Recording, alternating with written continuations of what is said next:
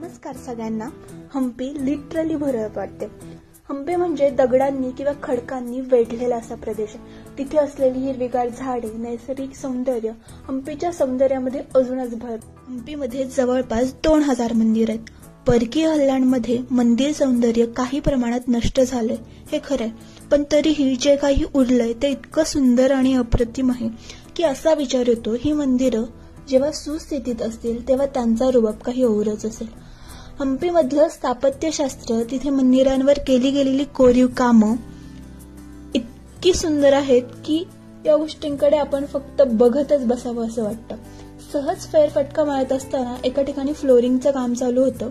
त्या कामाला इतका वेळ लागतो हे पाहून जी सुबक आणि कोरीव कामं केली गेली असतील त्याच्यासाठी किती वेळ गेला असेल याचा फक्त आपण विचारच करू शकतो किंवा कल्पनाच करू शकतो।